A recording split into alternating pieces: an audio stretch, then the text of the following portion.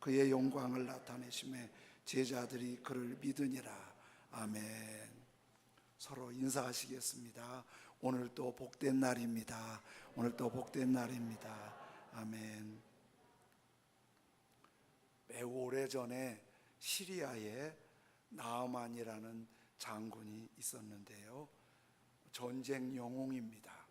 전쟁하러 군인을 이끌고 가면 항상 승리하고 오기 때문에 나라의 자존감을 살려서 왕의 총애를 받고 전쟁에서 전리품을 많이 가져오니까 백성들도 이득이 있어서 아주 백성들에게 존경받는 영웅입니다. 그런데 이런 영웅에게 몹쓸 병이 걸렸는데 나병에 걸렸어요. 나병은 하늘이 준 병이라고 해서 치료할 수 없다고 생각했고, 그 당시에 또 전염성이 있어서 사람들과 가까이 할 수 없는 격리를 해야 됐습니다. 그래도 워낙 영웅이고 왕의 총애를 받으니까 백방으로 고쳐보려고 했는데 백약이 무효입니다. 어떻게 소문을 들었는데 이웃나라 이스라엘에 엘리사라는 기도하는 사람이 있는데 그 사람의 기도를 받으면 나을 수 있다는 거예요. 그래서 어렵게 찾아서 엘리사를 찾아갔어요. 그랬더니 엘리사가 나와 보이지도 않고 사람을 내보내면서 요단강에 가서 7번 목욕하래요. 이렇게 얘기하고 문 닫고 들어가는 거예요. 시리아에서는 영웅이고 대접받는데 너무 무시당하는 것 같아서 화가 났지만은 그래도 마음을 낮추고 요단강에 가서 7번 목욕을 했어요. 근데 목욕하고 나니까 그렇게 나병으로 피부가 다 허물었던 게 7번째 목욕하고 올라올 때 마치 어린아이의 피부처럼 깨끗하게 진 거예요. 근데 여러분, 나병이 요단강에 가서 목욕하면 낫는다면 그게 무슨 병이겠어요? 그리고 의사와 약이 무슨 필요가 있겠어요? 요단강에 가서 목욕하면 된다면 그걸 그렇게 대단한 병이라고 생각하지 않겠지요? 그런데 나아만 장군은 요단강에서 목욕하고 나았어요. 이거는 어떻게 설명할 수가 없어요. 이해가 안 돼요. 이해와 설명이 잘 안 되는 걸 우리는 기적이라고 그래요. 근데 성경에는 이거 말고도 하나님을 믿는 믿음으로 예수님의 은혜로 이런 기적에 치료받은 사람들이 굉장히 많아요. 교회 역사에도 이런 거는 마치 동화처럼 기적이 일어난 것들이 많아요. 예수님께서 많은 기적을 행하셨는데 그 많은 기적들 중에서 요한복음에는 예수님의 기적을 7가지만 기록해 놨어요. 그래서 7월과 8월은 그 예수님의 기적 7가지, 요한복음에 나타난 7가지 기적을 같이 보면서 예수님을 만나고 그때 베푸신 은혜를 우리가 계속 만나고 경험하기 원하는 거예요. 그런데 요한복음에는 그런 기적을 기적이라고 하지 않고 표적이라고 그랬어요. 기적이라고 그러지 않고 표현을 표적이라고 그랬어요. 오늘 물이 포도주가 되게 하는 이 기적을 예수님께서 행하셨는데 이거를 맨 마무리 정리하면서 오늘 2장 11절에 이렇게 말씀하세요. 예수께서 이 첫 표적을 갈릴리 가나에서 행하여 그의 영광을 나타내심에 제자들이 그를 믿으니라. 여러분, 물이 포도주가 되는 건 분명히 기적입니다. 제가 여기 물 한 컵이 있는데 어느 분한테 물 드시도록 드렸어요. 근데 받아보니까 처음에 물이었는데 마시려고 해보니까 갑자기 포도주가 된 거예요. 너무 맛있는 거예요. 그러면 와, 기적이다. 이렇게 말하지요. 이렇게 사람의 이성으로 경험으로 설명할 수 없는 특별한 일을 기적이라고 해요. 그런데 여기는 이 첫 표적을 그렇게 해요. 첫 표적을. 이게 첫 표적이라는 말은 기적과 어떻게 다르냐면, 기적은 이해하고 설명하기 어려운 특별한 사건, 상황을 기적이라고 그러면, 표적은 그 기적이 중요한데 그 기적 이상에 담겨진 하나님의 메시지, 하나님의 사인이 있다, 이런 뜻이에요. 여기 교회 이렇게 오시면 순복음 천양교회라고 간판이 이렇게 세워졌잖아요. 그게 이제 오래되고 바람 불면 좀 걱정이 돼서 그걸 좀 없애자고 그랬더니 우리 성전 관리하고 이렇게 하시는 분들이 이 얘기를 하는 거예요. 그러지 말자고. 왜냐하면 지금은 저 간판을 허가를 안 해준대요. 예전에 허가해 준 거니까 세워졌고, 지금은 이 단지 내 조성 법에 의해서 저런 간판을 세울 수 없으니까, 그래서 적당한 때 조금 이쁘게 다듬으면 좋겠다고 그런 거예요. 거기다가 순복음 천양교회라고 세웠잖아요. 근데 그 간판이 순복음 천양교회는 아니에요. 순복음 천양교회를 알려주는 거지. 간판이 세워졌어요. 순복음 천양교회를 알리는 거지, 간판이 천양교회는 아니에요.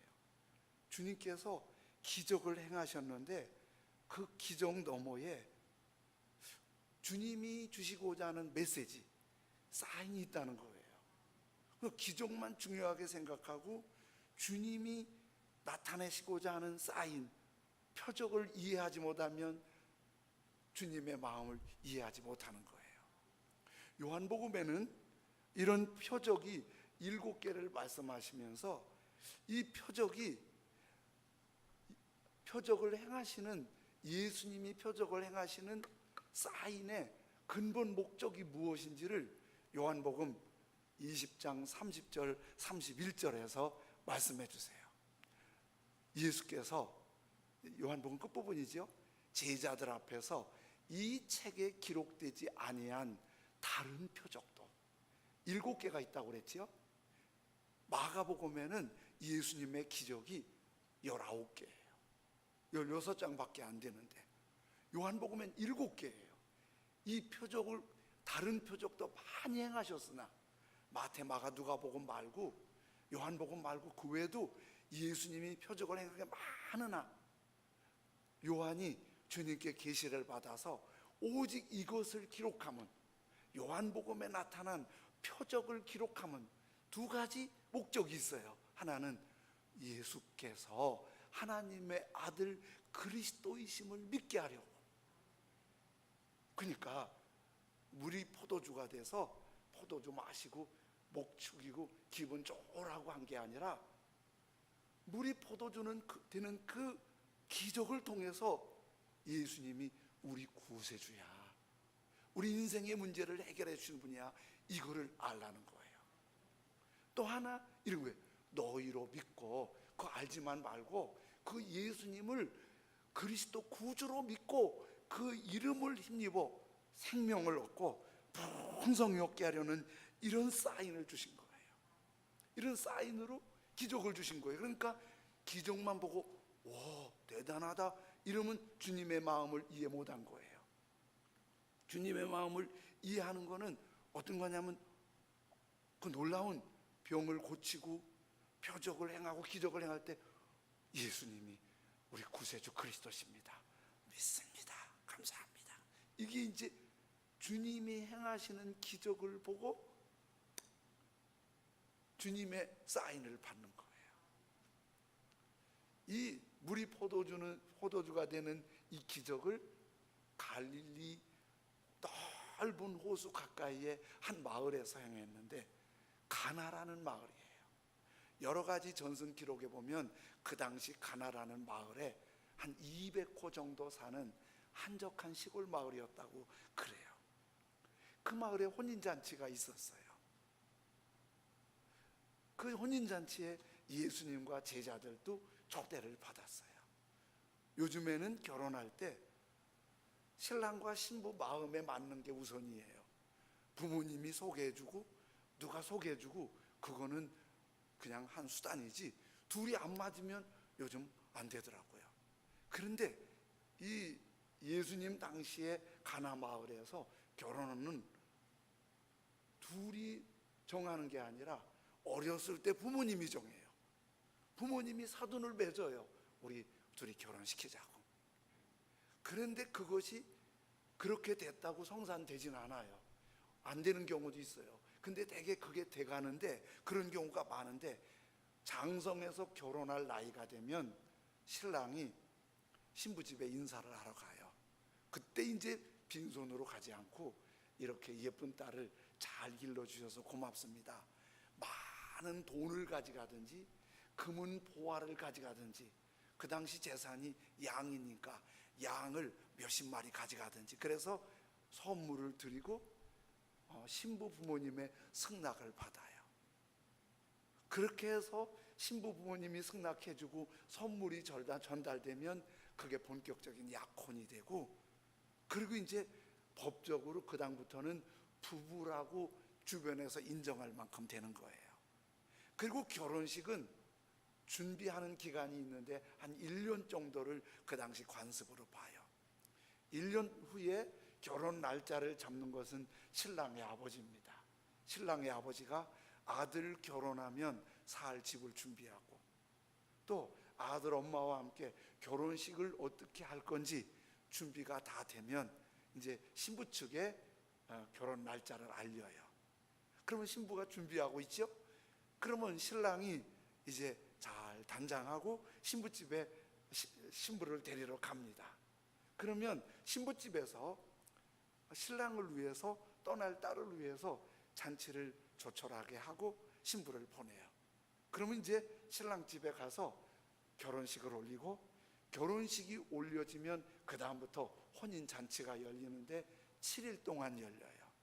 7일의 관습은 어디에서 시작됐냐면, 창세기에 야곱이 레아와 라헬과 결혼할 때 7일 혼인 잔치를 했어요. 그 관습이 계속 그때까지 왔던 거예요.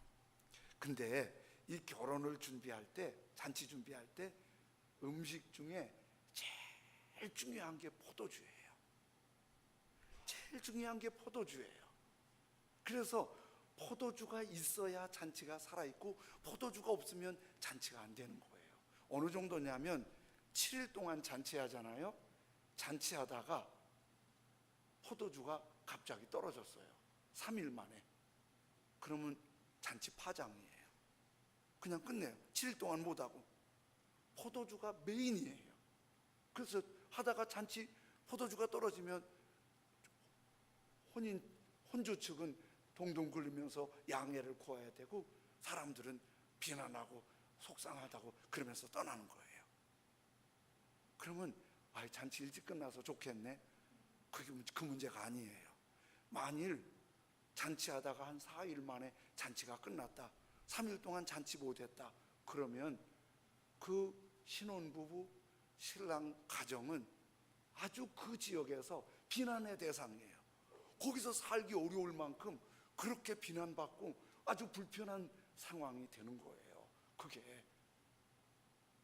그러니까 이게 아주 심각한 문제지요.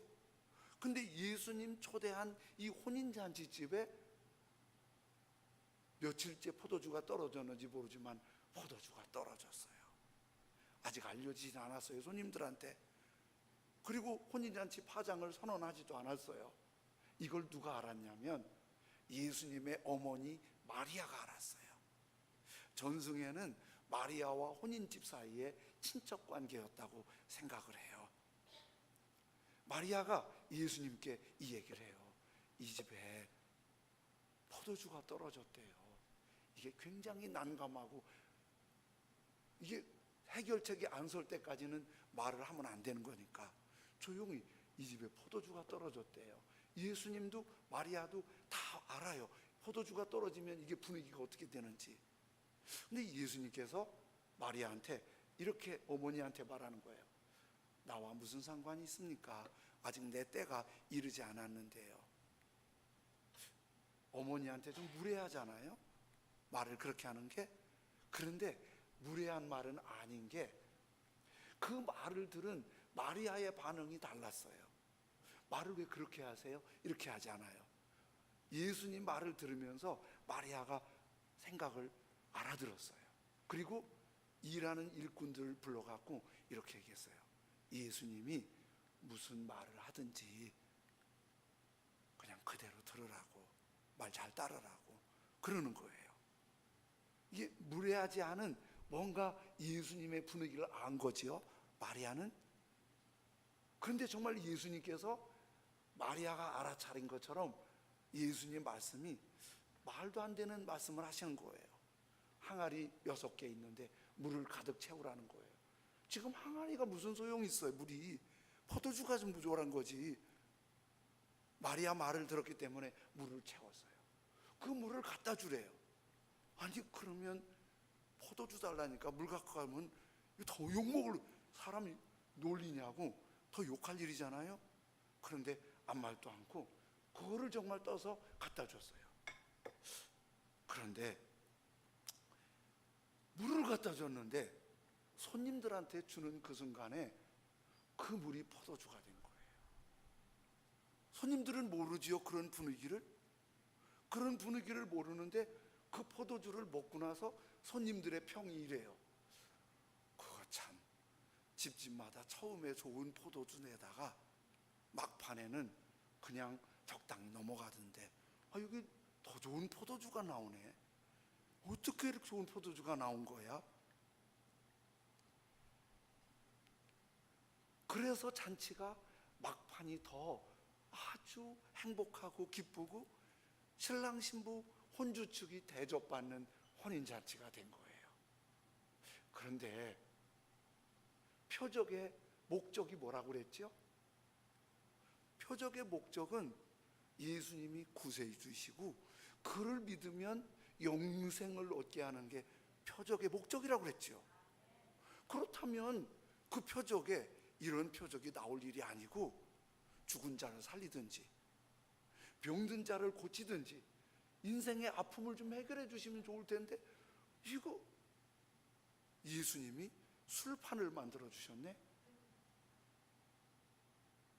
그런데 이 표적의 목적을 더 깊은 걸 알게 하세요.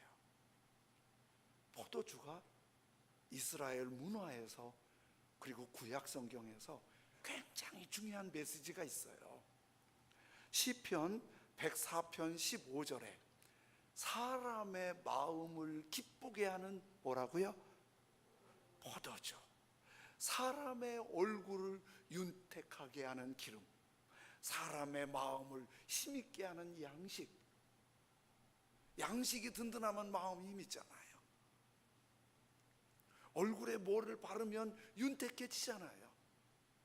포도주는 마음을 기쁘게 한다는 거예요. 사사기 9장 13절에도 포도나무가 그들에게 이르되, 이건 좀 비유적인 얘기인데요, 하나님과 사람을 기쁘게 하는 뭐를? 내 포도주를. 하나님과 사람을 기쁘게 하는 내 포도주를 내가 어찌고 버리고 가서 나무들 위에 우쭐대리오 한지라. 포도주는 기쁨이에요. 그런데 이 포도주를, 기쁨의 포도주를 예수님께서 만드시면서 중요한 사인이 보이는 거예요. 무슨 사인이죠? 예수님이 포도주를 만드시기 전에는 사람이 만든 발효된 포도주예요. 예수님이 만든 포도주는 그와 다른 예수님의 작품이에요. 사람이 만든 포도주, 술, 사람 기쁘게 해요. 왜냐하면 알코올이 사람 몸에 들어가면 그 알코올이 혈액순환을 빠르게 하고 세포를 자극해서 흥분시키게 해요. 그래서 사람들이 그렇게 술에 빠지는 거예요. 그런데 그 포도주 술, 잠언 23장에는 보지도 말라고 그랬어요. 위험하다고. 그런데 그 포도주 술은 그렇게 기쁘게 하는 대신에 자기 인성이 망가져요. 그리고 술 때문에 병든 사람 적지 않게 봤어요. 술 때문에 관계가 깨져요. 저 자랄 때 우리 아버님, 형제들, 큰아버님들이 제사라고 모이면 꼭 술판 버리잖아요. 처음에는 점잖게들 모이세요. 몇 잔 들어가면 형제들까지 한바탕 하고 가세요. 지금 그런데 거기만 그런 게 아니라 우리 집만 이상하다고 그러지 마세요. 이런 게 있어요. 그리고 중요한 건 발효된 포도주는 기쁨이 말라요. 아픔과 상처와 후회를 동반해요. 그런데 손님들이 알아차렸어요. 예수님이 만드신 포도주는 그와 달랐어요. 이렇게 좋은 포도주를 어떻게 지금까지 두었냐고. 이건 뭐지요? 세상이 줄 수도 알 수도 없는 내 내면에서 주님이 나로 경험하게 하시는 독특한 기쁨을 주시는 거예요. 이런 은혜예요. 저는 어머님이 저를 태어나기 전부터 교회 다니게 했으니까 모태신앙이에요. 그리고 계속 교회에서 자랐어요. 교회 너무 재밌었어요. 학교 가면 혼도 나고 벌도 받는데 교회에서는 그런 거 없었어요. 학교에서는 상 받기 어려운데 교회에서는 상 많이 받았어요. 교회에서는 때로 먹을 것도 줬어요. 교회 너무 좋았어요. 그런데 조금 머리가 크니까 어머님이 나 목사 되라고 기도한 게 싫었어요. 이거 피하고 싶었어요. 그리고 교회 안 다니고 싶었어요. 21살 때 어머님의 권유로 부흥회를 갔어요. 억지로 갔어요. 근데 그때 제가 성령을 받았어요. 그런데 그동안 교회에서 맛있는 거 주어서 상 주어서 칭찬해서 노래해서 기뻤던 그 기쁨하고는 너무 다른 기쁨이었어요. 너무 다른 기쁨이었어요. 그동안은 어머니의 권면이었고 어머니의 기도였는데 저는 오지 않았어요. 그때 내가 얼마나 기뻤는지 그때 나 이제 주님 따르겠습니다. 나 너무 기뻐서 주님 따르겠습니다. 그런데 이 기쁨이 저만이 아니라 여기 계신 모든 분들이 그런 기쁨을 적어도 한 번은 눈물겹고 설레고 감동적인 기쁨들을 그 이상 많이 경험하셨어요. 바울 사도가 빌립보에 전도하러 갔어요. 전도하다가 감옥에 들어갔어요. 감옥에 들어가면 어때요? 낙심되고 우울하고 속상해요. 거기 죄수들이 다 그러고 있어요. 그런데 바울과 실라는 감옥에서 노래를 불러요. 기도를 해요. 죄수들이 그거 보고 신기해해요. 간수들도 그걸 보면서 이상한 사람들이라고 생각해요. 찬송하며 기도하는데 지진이 나요. 감옥 문이 열렸어요. 죄수들이 도망갈 판이에요. 죄수들을 지키지 못한 간수는 밤중에 갑자기 죄수들을 지키려는 칼로 자기 몸을 상해서 벌받지 않고 차라리 죽는 게 낫다고 생각했어요. 바울 사도가 정신을 차리고 간수에게 몸 상하지 마시오. 우리가 여기 있어. 그동안도 감옥에서 실망하지 않고 찬송하고 기도하는 걸 보고 이상하게 생각했던 간수가 바울 보고 선생님, 우리가 어떻게 해야 구원받겠습니까? 바울 대답, 예수님 믿으세요. 그러면 당신과 당신 집이 구원받습니다. 이 간수가 정신을 놨어요. 간수라는 직책을 잊어버리고 그 죄수 바울과 실라를 자기 집으로 데리고 갔어요. 그리고 몸 씻어주고 음식을 융숭하게 대접하고 지금 큰 위기입니다. 죄수를 잃어버려도 간수가 큰 과오인데 죄수를 자기 집에 데리고 와서 대접하고 감옥은 내팽겨치고 그 예수님을 믿었다. 이거 난리가 난 거예요. 그런데 그 분위기를 사도행전 16장 34절에 이렇게 말씀하세요.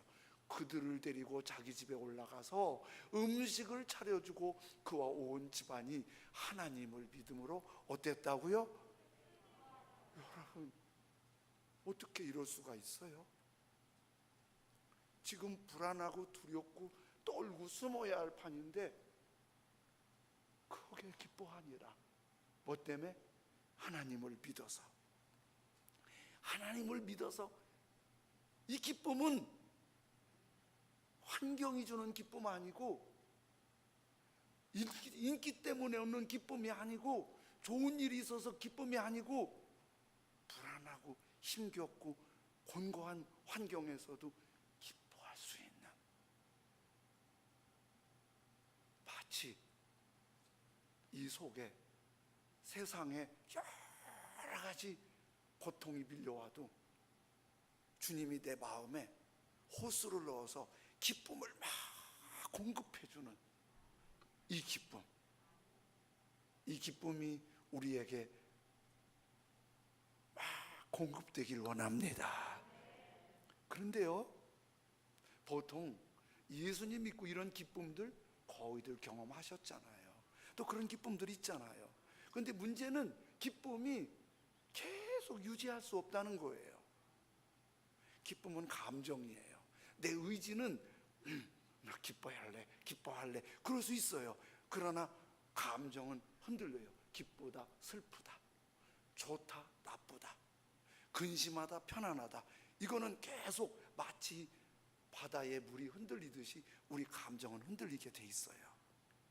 그래서 우리 기쁨도 계속 흔들린다고 생각을 하고 그것 때문에 믿음이 흔들리고 약해질 수 있는 거예요. 그런데 내가 기쁨을 조금 잃어버렸다고 하나님과 관계가 끊어진 건 아니에요. 탕자가 아버지 재산을 가지고 와서 다 탕진하고 거지가 됐어요. 원래 떠나갔어요. 아버지 앞에 지금 돌아오지 못하고 있어요. 그 탕자가 아버지 아들이에요? 아버지 아들 이제 끝났어요. 아들이에요. 그래도 아들이에요. 관계, 릴레이션십은 살아있어요. 펠로우십이 무너진 거예요. 우리가 예수님을 믿고 구원받아 거듭나서 하나님 아버지, 예수님 나의 주님이라고 내가 부르고 고백할 수 있으면 내가 기쁨이 좀 사라졌어도 하나님 아버지와 나는 관계가 살아있어요. 내가 성경을 많이 몰라도 아버지와 나와 관계는 살아있어요. 그런데 그 관계가 아버지와 나, 하나님 아버지시고 나는 그의 자녀인데 아버지와 나 사이에, 하나님과 나 사이에 펠로우십이 무너지면 탕자처럼 아버지의 기쁨, 아버지의 은혜는 충만한데 나는 갈급하고 힘들고 방황하는 거예요. 그래서 아버지와 관계가 더 살아나야 돼요. 여러분, 아버지와 우리와의 관계, 하나님과 우리와의 관계가 행복하고 기쁨을 공급받는 관계가 예배입니다. 예배가 이렇게 하나님 앞에 나와서 예배 드릴 때 하나님과 나와 관계가 이렇게 유지됩니다. 우리가 전도하잖아요. 이 사람을 전도해요. 전도했더니 이 사람이 고맙게 예수님을 믿겠대요. 이 사람 예수님 믿는다는 사인이 뭐예요? 이 사람 예수님 믿는다는 사인이, 내가 전도했는데 예수님 믿겠대요. 예수님 믿는다는 사인이 뭐예요? 교회 나와요. 예배에 나와요. 예수님 믿는, 나 이제 믿을게, 나 너처럼 믿을게, 그러면 예배에 참석하는 게 사인인 거예요. 이렇게 신앙생활 하다가 예배 드리다가 믿음이 흔들려서 주님 안 믿겠다는 거예요. 사인이 뭐예요? 교회 안 나와요. 그렇지요? 예배가 지금 하나님과 나와의 관계와 교제가 어떻게 이어지는지 보여주는 거예요. 그래서 오전에도 오후에도 수요일에도 금요일에도 새벽에도 큐티하면서 찬양하면서 늘 순간순간 주님과 교제, 커뮤니케이션이, 사귐이 살아있는 사람이 지금 아버지와 나와의 펠로우십이 아주 좋은 거예요. 근데 혹시 이렇게 생각하는 분들 계세요? 나 주일 예배 드렸어. 그리고 주일 예배 끝나자마자 그 다음부터 내 마음대로 살아. 말씀도 없어, 기도도 없어, 찬송도 없어, 주님 생각도 아무것도 안 해. 내 마음대로 살아요. 그래도 나 예배 생활하고 있거든. 그렇다면 그건 바른 예배가 아니에요. 그럼 바른 예배는 뭐지요? 로마서 12장 1절에 이렇게 말씀하세요. 그러므로 형제들아, 내가 하나님의 모든 자비하심으로 너희를 권하노니 너희 몸을 하나님이 기뻐하시는 거룩한 산 제물로 드리라. 이는 너희가 드릴 뭐라고요? 영적 예배. 여러분, 영적 예배 그러니까 막 신비하고 이상하고 환상 보고 이게 영적 예배가 아니라 영에 이끌리는 예배예요. 영에 성령과 교감 있는, 성령의 인도함을 받는, 내 영혼이 주님을 높이는 예배예요. 근데 이 예배가 주일날 예배 드리러 오고, 수요일날 금요일날 예배 드리러 오고, 새벽 예배 나오고, 요것만이 아니라 너희 몸이 예배 드릴 때만 몸이 아니라 문 밖에 나갈 때도, 집에서 쉬실 때도, 살림을 할 때도, 일터에서 일할 때도 이 몸은 뭐라고요? 산 제물. 그러니까 예배자의 삶을 하루 종일 아침에 눈을 때 주님 감사합니다, 사랑합니다, 주님 생각하면서 하루 눈을 뜨고,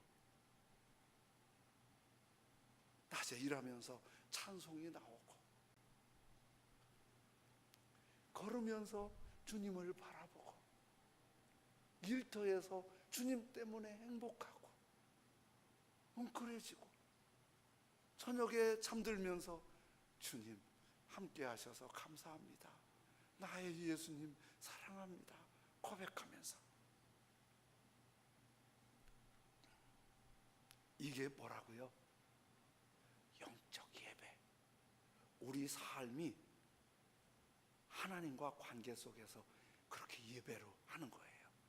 이게 무슨 삶이냐면 가나 혼인잔치 집에 예수님이 초대된 것처럼 내 삶에 예수님이 머무시는 거예요. 여러분, 그렇게 아침에 눈 뜰 때 예수님 생각, 일할 때 예수님 생각, 예수님 찬양, 기도, 저녁에 잠잘 때 아주 나를 묶으려고 작정을 했네. 나 정말 너무 힘들다. 주님, 우리 그렇게 힘들게 하고 싶어서 그런 거 아니에요. 우리 유치부가 요즘에 꽤 많아요. 그래도 감사해요. 근데 유치부 애들 보면은 엄마들이 제일 힘든 게 손잡고 가는 거예요. 근데 이거 도망가야 자꾸. 어떤 애들은 제 엄마보다 빨라요. 이게 위험한 거예요. 엄마보다 빨리 지가 뛰어가면 자빠져요. 장애물에 걸릴 게 많아요. 손잡고 가는 게 훨씬 안전하잖아요. 내가 주님께 예배자로 주님을 찾고 주님을 노래하고 주님께 도움을 구하고 사랑을 고백할 때, 가나 혼인잔치 집에 초대받은 예수님처럼 내가 문 밖에 서서 두드리노니 누구든지 내 음성을 듣고 문을 열면 나는 그로 더불어 그는 나로 더불어 먹고 마시리라. 예수님 문 열고 들어와서 나를 괴롭힌다는 게 아니라 먹고 놀겠대요. 예수님하고 재밌게 사시기 바랍니다. 그리고 난관이 있으면, 그러니까 예수님 지금 귀찮게 하는 게 아니라 우리에게 너무 놀라운 은혜를 주시는 거예요. 세계에서 가장 건조한 곳이 칠레의 안데스 산맥의 아티카마 사막이래요. 이 아티카마 사막은 1년의 강수량이 1.5cm래요. 1년 내내 오는 게 1.5cm고 어느 지역은 4,000년 동안 비가 한 번 안 온 것 같대요. 그렇게 메마르대요. 그래서 저기는 구름도 안개도 없어서 세계 최고의 망원경 알마가 저기에 있어서 천체 관측하기가 가장 좋대요, 저기가. 그런데 2015년도에 이 아티카마 사막에 엘니뇨 현상으로 23cm 비가 왔어요. 사람이 측량한 중에 최고 많이 온 거예요. 그 비가 오면서 그 사막이 싹이 나기 시작하는 거예요. 당하옥이라는 싹이 나면서 꽃이 피면서 아주 장관을 이룬 거예요. 저 황량한 메마른 사막에 이런 장관이 생긴 거예요. 누가 찍어 올린 거 제가 올린 거예요. 여러분, 사막도 생수가 흐르면 싹이 나고 꽃이 피고 장관이 돼요. 혹시 우리의 속사람이 사막은 아니세요? 우리의 속사람이 힘겹고 방황하고 갈급하고 고달프지 않으세요? 어떻게 해결하세요? 분위기 있는 카페 가세요? 맛있는 음식 찾아가세요? 마음에 맞는 사람 찾아가세요? 그거는 곧 메마르는 혼인집의 포도주입니다. 그 메마른 사막에 장관의 꽃을 피우고 말할 수 없는 기쁨과 행복을 주시는 분은 예수, 오직 예수밖에 없습니다. 그러므로 예수님을 주일 예배 때만 잠깐 사귀지 마시고 매 순간 바라보고 큐티하고 찬송하고 기도하고, 어느 곳에서 어떤 어렵고 힘든 일이 있든지 좋은 일이 있든지 주님께서 포도주를 만들어 주셔서 기쁨을 보여줄 수 있길 원합니다. 예수님 안 믿는 사람과 비교해서 우리가 예수님 믿는 사람이라는 걸 뭐로 보여줄 수 있을까요? 돈 많이 벌어서 봐라, 예수 믿으니까 돈 벌었다. 안 믿는 사람 엄청 벌었더라고요. 네, 엄청 벌었더라고요. 예수 믿어갖고 우리 집 애가 잘 됐다고? 더 잘 된 사람 더 많더라. 안 믿어도 말도 안 되는 거예요. 예수 믿어 인기 얻었다고? 참, 그러면 모를 게 없어요. 그런데 이거는 누구나 보여줄 수 있어요. 어떻게 그렇게 얼굴이 편해 보이세요? 얼굴에 참 꾸밈없는 미소가 있네요. 속에 뭔가 기쁘고 좋은 일이 있나 봐요. 왜 그러세요? 참 좋네요. 이거는 가나 혼인잔치집에 예수님이 사인이에요. 예수님을 보셨으면 우리에게, 우리 가족들에게, 일터에서, 삶의 현장에서 그 사인, 예수님이 만드신 하늘의 포도주로 속에서 기쁨이 솟구치고 행복하고 영광이 가득하시길 예수님 이름으로 축복합니다. 아멘. 기쁜 소리 들리니 예수 구원하신다. 만민에게 전하라. 예수 구원하신다. 주님 명령하시니 산을 넘고 물 건너 온 세상에 전하라. 예수 구원하신다.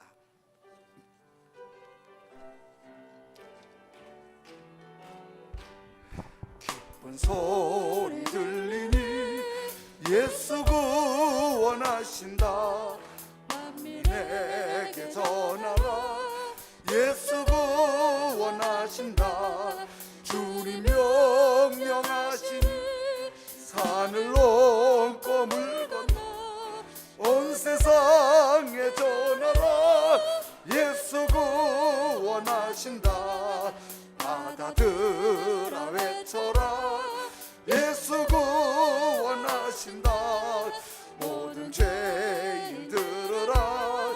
예수 구원하신다. 모든 성만 일어나 메아리 저울려라. 복음 중에 복음은 예수 구원하신다. 환난 중에 하는 말 예수 구원. 아멘 아멘. 다시 살아나시오. 예수 구원하신다. 지은 죄로 인하여 슬픈 마음이 있어도 숨질 때에 내 할 말 예수 구원하신다. 바람들아 외쳐라. 예수 구원하신다. 기뻐하라 나라들 예수 구원하신다. 구원하는 복음을 산과들에 전하라. 우리들의 승전과 예수 구원하신다. 아멘. 내 마음이 사막 같고 내 마음이 어둡고 내 마음이 심히 상하고 괴로울 때 어떻게 하세요? 사람을 찾아가세요. 분위기 있는 곳에 가세요. 예수님은 말씀하십니다. 내가 새 포도주라고. 우리의 모자르고 메마르고 괴롭고 답답한 이 마음을 시원하게 뚫어줄 분은 예수님밖에 없습니다. 그분이 기쁨의 포도주이십니다. 그런데 나와 주님과 막힌 것이 문제입니다. 주님, 생수의 호수가 주님께로부터 오늘 활짝 열리기 원합니다. 내가 주님을 찾습니다. 주님을 부릅니다. 이제 주님 내 안에 오셔서 메마른 땅을 적셔 주옵소서. 싹이 나고 꽃이 피고 기쁨과 행복이 가득하게 하여 주옵소서. 그리고 거룩하고 행복한 영향력이 가정, 일터, 삶의 현장에 가득하게 하소서. 주여 임하여 주옵소서. 내 가슴에 초청합니다. 성령으로 기름 부어 주옵소서. 같이 주님을 부르며 기도합니다. 주여, 주여.